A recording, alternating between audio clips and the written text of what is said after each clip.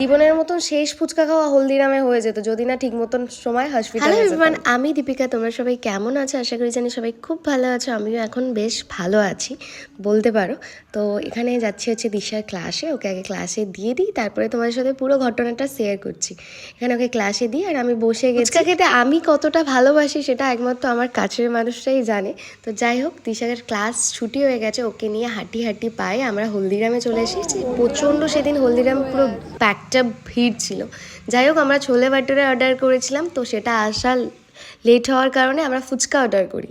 আর এই ফুচকাটা খেয়ে তো তোমার ফুচকাটা যত ভালোই তুমি 5 স্টার হোটেলে বসে খাও না কেন, শান্তি তুমি পাবে না।